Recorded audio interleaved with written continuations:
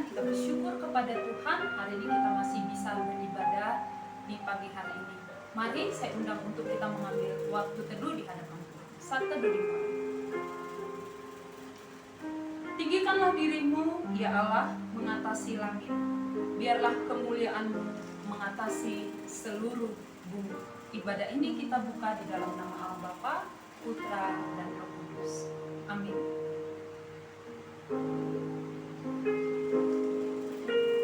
Ku bersyukur padamu Tuhan atas kasih-Mu.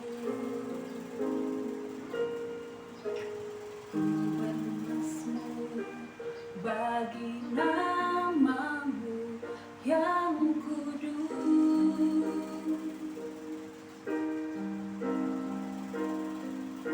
Sebab Engkau kebenaranku, padamu ku percaya.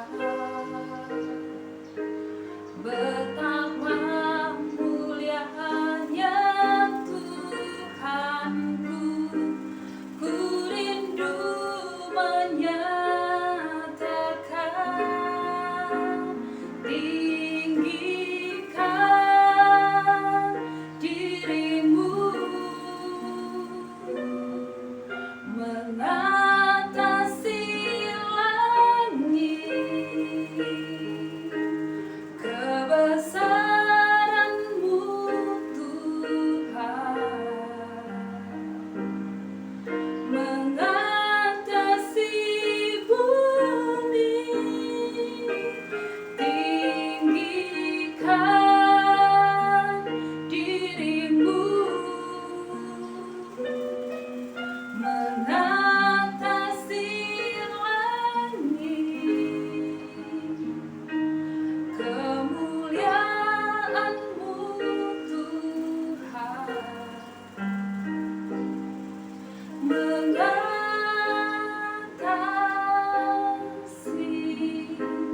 bumi.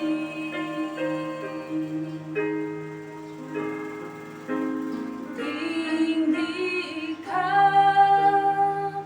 dirimu mengatasi langit.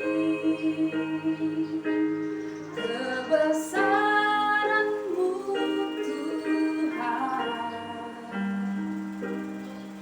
mengatasi bumi. Tinggikan dirimu mengatasi langit. Kemuliaan-Mu Tuhan mengatasi bumi.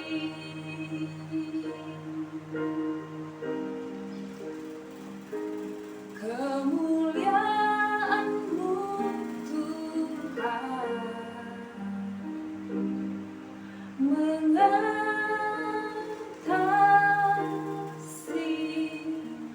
bumi. Mari kita berdoa.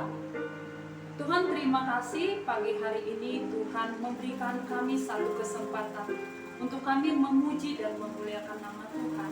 Mari Tuhan, kami undang Engkau hadir di dalam hati kami, di dalam pikiran kami, di tempat kami berada. Biarlah Engkau selalu hadir menyertai kami, membuka hati, membuka pikiran kami. Bapa di surga, berkati kami Tuhan, terutama ketika kami akan mendengarkan firman-Mu. Biarlah melalui firman ini kami terus dituntun berjalan di dalam kebenaran Allah. Dari awal, pertengahan hingga berakhir, kami serahkan ibadah ini ke dalam tangan-Mu. Di dalam nama Tuhan Yesus kami mengucap syukur. Kami berdoa. Amin. Mari kita pujikan nama Tuhan, sebab tidak ada Allah seperti Dia. Yesus itu adalah Allah yang ajaib. Yesus ajaib, Tuhanku ajaib, kasih-Nya ajaib.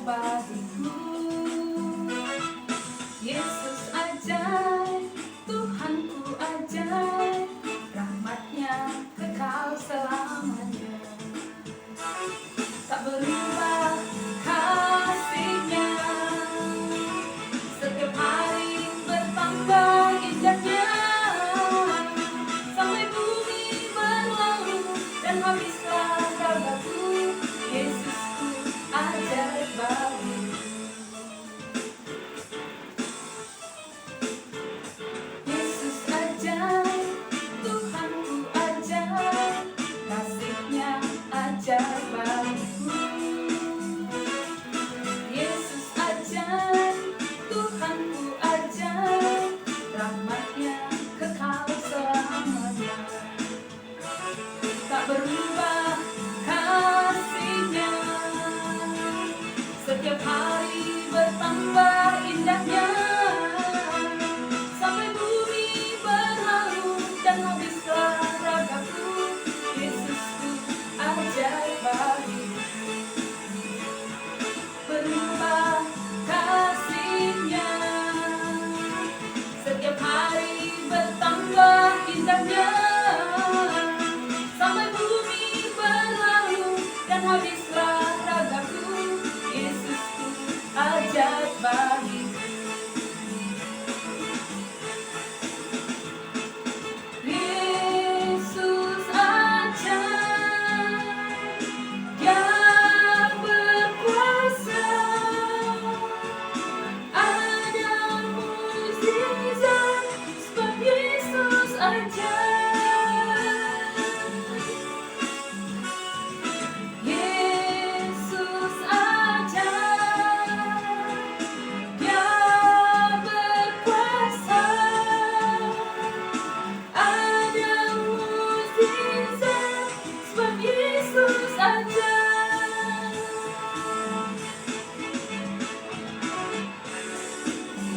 Dia Allah yang ajaib, dulu, sekarang, sampai selama-lamanya.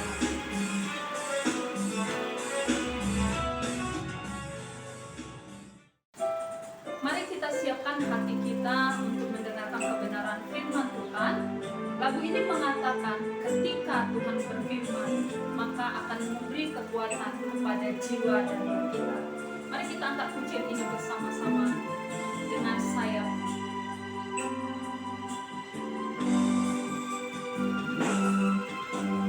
Firman-Mu kata Kau besertaku,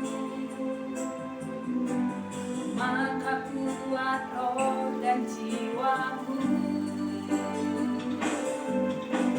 Tangan-Mu kan selalu ku nantikan, di setiap langkah ku percaya. Dengan sayap-Mu ku akan terbang tinggi, di tengah badai hidup ku tak menyerah.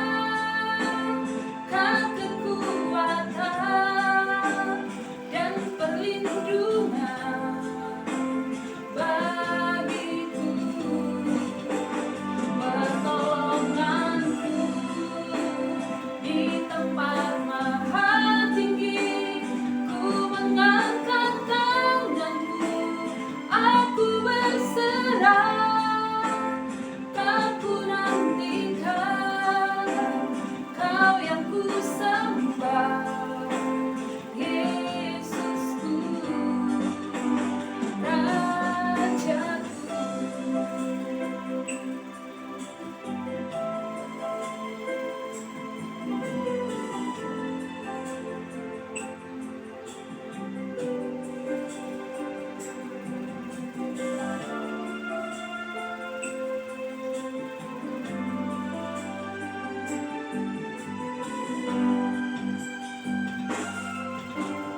Firman-Mu berkata Kau besertaku, maka kuat roh dan jiwaku. Tangan-Mu kan selalu ku nantikan, di setiap langkah ku percaya. Dengan sayap-Mu ku akan terbang tinggi, di tengah badai hidup ku tak menyerah. Kau kekuatan dan perlindungan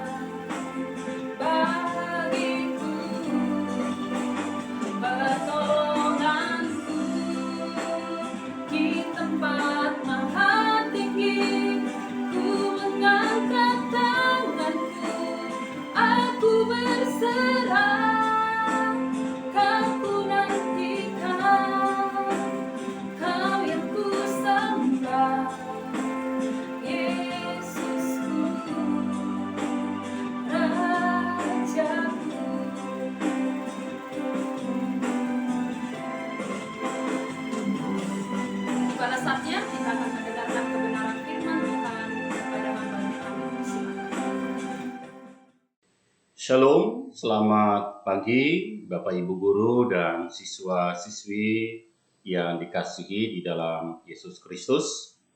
Bagaimana kabar Anda semua? Bapak berharap dan berdoa kita semua selalu dalam pemeliharaan dan kasih Tuhan. Kita bersyukur pada pagi hari ini boleh berjumpa kembali di dalam ibadah.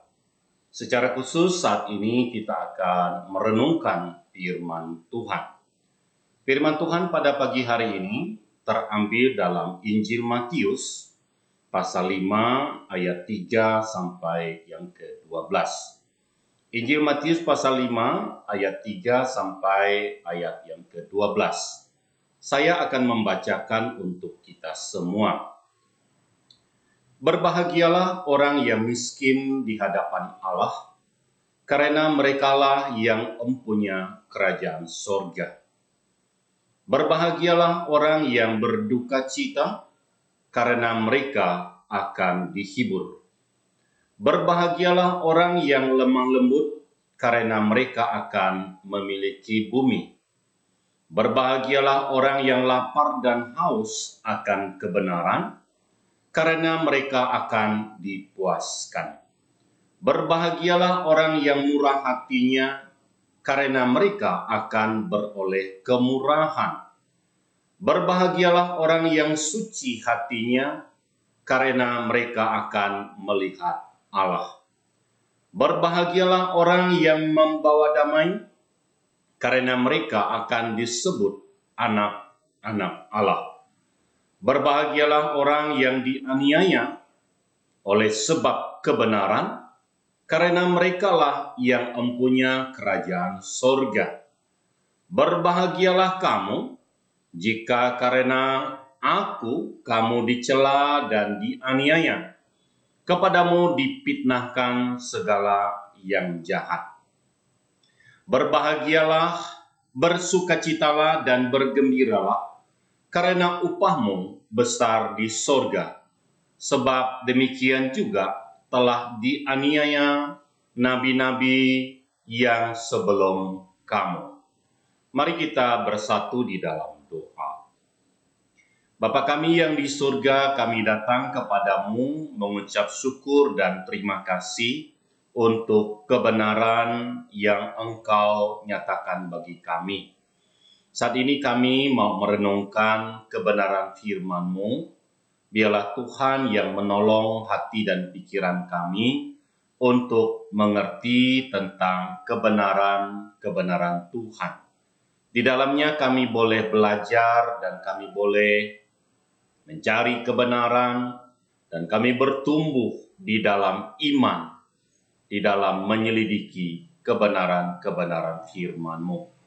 Urapi hamba-Mu dan berkati semua siswa-siswi yang mendengarkan. Biarlah melalui firman Tuhan hari ini, sungguh kami boleh merenungkan tentang makna anugerah Tuhan dalam hidup kami. Berbicaralah kepada kami, dalam nama Yesus kami berdoa bersyukur. Amin. Anak-anak sekalian yang dikasihi oleh Tuhan, firman Tuhan pada pagi hari ini dengan tema siapa yang berbahagia. Siapa yang berbahagia? Kebahagiaan adalah dambaan setiap orang. Bagi orang tua, mereka menjadi berbahagia ketika melihat anak-anak mereka bertumbuh menjadi dewasa. Mereka akan bahagia ketika melihat anak-anaknya sudah mendapat pekerjaan yang lebih baik. Apalagi ketika mereka melihat anak-anak mereka memiliki penghasilan, bahkan menjadi orang yang terhormat, dan mereka sangat menghormati dan menghargai orang tuanya. Orang tua sangat bangga ketika melihat anaknya seperti itu. Mereka sungguh bersukacita karena anak-anak mereka menjadi anak yang berhasil. Tetapi bagaimana satu kebahagiaan bagi keluarga yang baru atau keluarga muda? Keluarga muda akan menjadi bahagia ketika mereka mempunyai penghasilan yang bisa menjamin masa depan mereka.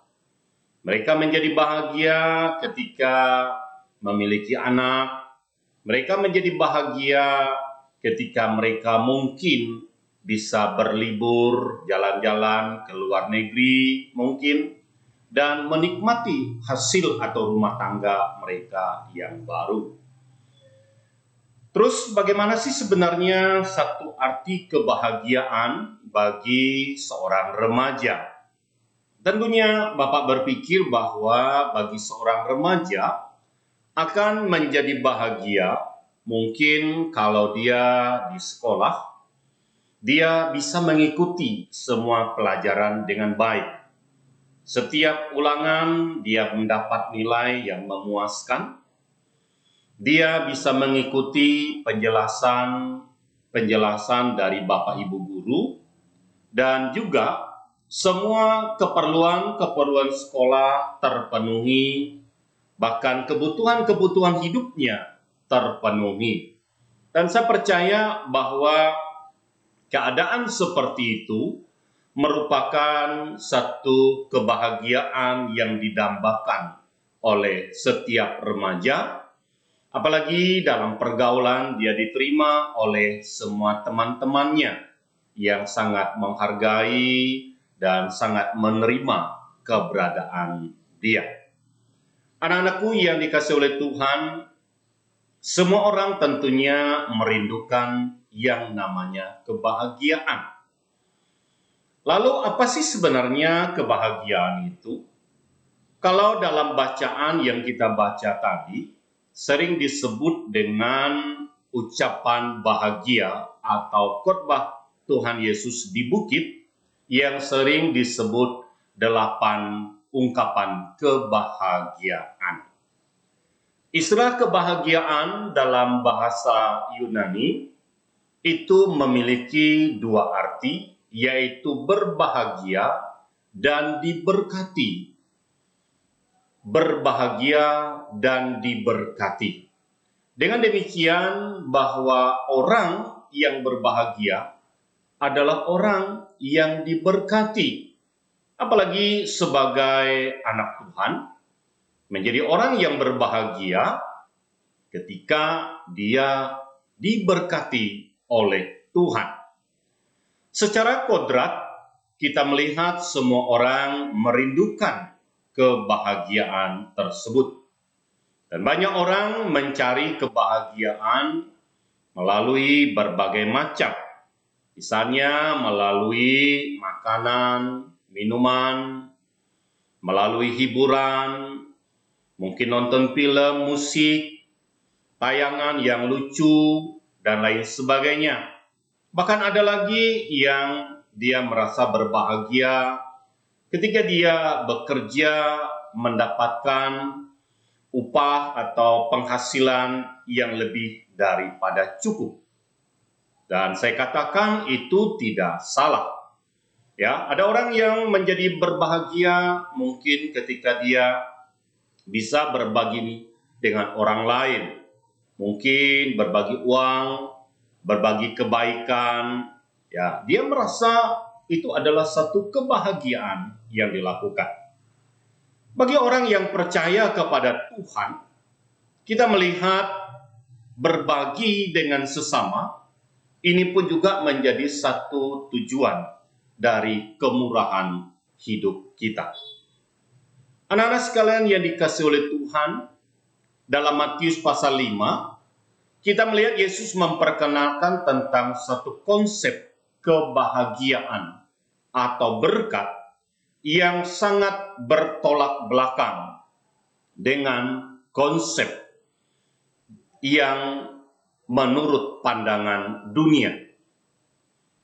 Karena kita melihat berkat atau kebahagiaan fisik itu hanyalah bersifat sementara. dan itu adalah satu hal yang bersifat rapuh. Jika kita mencari kesenangan dalam bentuk makanan yang enak, kita melihat banyak sekali makanan yang enak dinikmati, tetapi bisa mendatangkan penyakit. Jika kita mencari kesenangan untuk tubuh kita, itu kita melihat itu hanyalah bersifat sementara. Karena apa? Tubuh kita bisa memudar. Jika kita mencari kesenangan dengan uang, dan kita melihat uang kita juga terbatas, dan kita akan mengalami kehabisan. Kalau begitu, seperti apakah kita mencari kesenangan, kebahagiaan itu? Di sini kita melihat dalam ucapan bahagia yang disampaikan oleh Tuhan, ini adalah hal yang sangat bertolak belakang dengan yang ditawarkan oleh dunia. Tuhan mengatakan berbahagialah orang yang miskin di hadapan Allah, karena mereka yang akan mempunyai kerajaan surga. Apa yang dimaksud dengan berbahagia orang yang miskin di hadapan Allah? Orang yang miskin di hadapan Allah itu bukan berbicara tentang materi, tetapi itu berbicara tentang keberadaan manusia yang tidak memiliki apa-apa di hadapan Tuhan. Mungkin juga banyak orang yang kaya secara materi, tetapi materi itu tidak menjadi jaminan di dalam kehidupannya. Mungkin orang berpikir dia sudah punya nama terkenal, dia sudah punya jabatan yang baik, dia sudah memiliki segala sesuatu. Dia mungkin berkata bahwa dirinya cukup, tetapi yang dimaksudkan oleh Tuhan dalam Injil Matius pasal 5 ini bukan berbicara tentang harta duniawi, tetapi ini berbicara tentang keadaan manusia.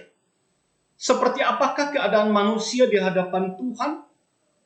Manusia di hadapan Tuhan itu tidak ada apa-apanya. Karena itu Tuhan mengatakan berbahagia orang yang miskin. Ini artinya orang yang menyadari kondisi keadaannya tanpa Tuhan di dalam hidupnya, dia tidak bisa berbuat apa-apa. Kekayaan yang dia miliki di dunia tidak bisa menjadi jaminan untuk dia masuk surga. Karena kekayaan di dunia dikatakan akan habis dimakan oleh ngengat dan karat. Karena itu Tuhan katakan orang yang berbahagia adalah orang yang sadar akan dirinya, sangat memerlukan Tuhan di dalam hidupnya. Hidupnya menjadi bermakna, hidupnya menjadi berarti ketika ada Tuhan di dalam dirinya. Itulah yang membuat dirinya menjadi bermakna. Itulah yang akan membuat dirinya berarti. Itulah yang membuat dirinya menjadi berharga. Karena segala yang dipunyai di dunia ini hanyalah sifatnya sementara, tidak bisa dibuat apa-apa. Ini adalah berbicara tentang hubungan manusia dengan Tuhan. Bagaimana ketika seseorang tentang hubungan dia dengan sesama manusia? Ketika dia sebagai manusia, dia menyadari tentang kondisi hidupnya, maka dikatakan berbahagialah orang yang berduka cita, karena mereka akan dihibur. Sebenarnya kalau kita melihat pandangan dunia, kok orang yang berduka cita kok disebut berbahagia? Tetapi pandangan yang Tuhan maksud di sini, berbahagia yang berduka cita, ini bukan masalah kondisi atau realita, tetapi berduka cita itu adalah menyadari kondisi hidupnya, menyadari dosa-dosa yang dia perbuat, sehingga dia sungguh berduka cita karena dosa-dosanya, dan dia berbalik kepada Allah, sehingga kesadaran akan dosa dalam hidupnya itulah yang Tuhan sangat memujinya.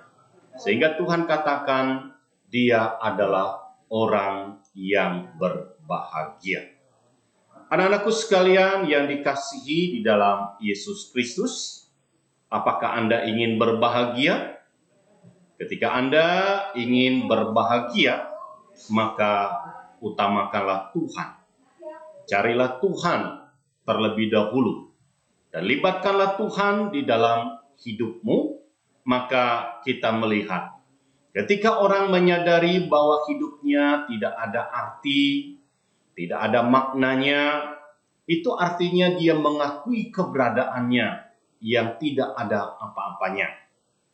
Ketika orang berduka cita tentang dosa yang dia lakukan, dia sadar dan dia akan bertobat tentang dosa-dosa yang dia perbuat, maka di situ dikatakan dia adalah orang yang berbahagia. Karena pengampunan dari Tuhan itulah yang memberikan sukacita, yang memberikan kemenangan bagi dia. Jadi di sini kita melihat hubungan manusia dengan Tuhan itu menjadi relasi utama yang membuat orang itu berbahagia. Yang kedua adalah hubungan relasi manusia dengan sesama. Bagaimana Tuhan Yesus mengatakan, berbahagialah orang yang lemah lembut, karena mereka akan memiliki bumi. Ini artinya berbicara tentang sikap, berbicara tentang karakter, tentang kehidupan orang yang berbahagia. Dia memiliki karakter penurut. Dia memiliki karakter yang sabar. Dia memiliki karakter yang rendah hati. Dia memiliki karakter yang tidak sombong. Ketika dia ada karakter seperti itu, maka dia mempunyai hubungan relasi dengan sesama. Sehingga dari hubungan relasi dengan sesama inilah menciptakan kedamaian, menciptakan kebahagiaan, menciptakan kerukunan, sehingga dia sungguh menikmati kesempatan yang Tuhan berikan di dalam hidupnya, dalam menjalani hari-harinya. Yang pertama tadi dia berdamai dengan Allah, yang kedua dengan sesama. Anak-anakku sekalian yang dikasihi oleh Tuhan, tidak bisa kita pungkiri ketika kita di sekolah tidak mempunyai teman, mungkin kita bermusuh dengan teman, mungkin kita dendam dengan teman, bagaimana kita mau bahagia? Kita pasti akan tidak bahagia. Hati kita pasti akan terus diliputi dengan kecemasan. Pikiran kita dihantui oleh perasaan-perasaan yang tidak membuat kita senang. Maka Tuhan katakan, berbahagia orang yang lemah lembut. Bagaimana sebagai seorang siswa, kita belajar untuk introspeksi diri. Bagaimana sikap kita di dalam bergaul. Ketika kita mau dihargai, maka belajarlah untuk menghargai. Ketika kita mau dihormati, belajarlah untuk kita menghormati orang lain. Dan lebih dari itu semua, kunci kebahagiaan itu adalah ketika Tuhan ada di dalam hidup kita. Tuhan yang menjadi jaminan dalam hidupmu. Tuhan yang menjadi sandaran dalam hidupmu. Apa yang kita miliki dalam dunia ini akan berlalu, tetapi apa yang kita miliki di dalam Tuhan, atau ketika Tuhan ada di dalam diri kita, maka ini membuat hati dan pikiran kita mengalami damai sejahtera. Karena itu, undanglah Tuhan di dalam hidupmu, sadarilah kehidupanmu sebagai orang yang membutuhkan Tuhan, sadarilah dosa-dosamu, bertobatlah itu, dan perbaharuilah hidupmu di dalam Tuhan, punyailah komitmen hidup berdamai dengan semua orang.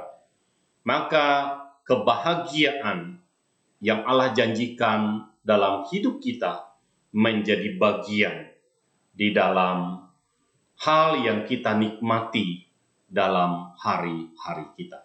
Kiranya Tuhan memberkati kita. Amin. Kita berdoa. Terima kasih Tuhan untuk firman-Mu. Tuhan kiranya menolong kami untuk melakukan kebenaran firman-Mu. Kami bukan hanya sebagai pendengar, tetapi kami sebagai pelaku firman. Berkati kami ya Tuhan, kami menyerahkan waktu kami selanjutnya ke dalam tangan-Mu, Tuhan yang menolong kami.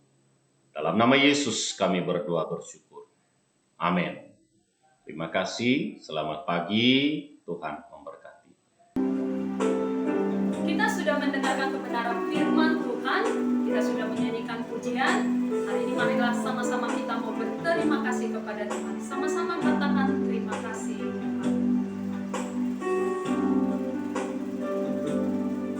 Terima kasih Tuhan untuk kasih setiamu yang kualami dalam hidupku. Terima kasih Yesus untuk kebaikan-Mu sepanjang hidupku. Terima kasih Yesusku buat anugerah yang Kau beri, sebab hari ini Tuhan adakan syukur bagimu. Mari kita berdoa. Bapa di surga, terima kasih Tuhan, Engkau sudah menunjukkan kasih setia-Mu, Engkau juga sudah menyatakan kebenaran firman-Mu di tengah-tengah kami. Dan biarlah ini menjadi penuntun setiap langkah kami, terutama ketika kami melakukan pembelajaran sepanjang seminggu berjalan. Tuntun kami Tuhan, berkati kami. Ketika kami akan kembali ke aktivitas kami, Bapak Ibu Guru yang akan mengajar, Tuhan menolong, dan anak-anak kami yang akan belajar. Terus Tuhan tambah-tambah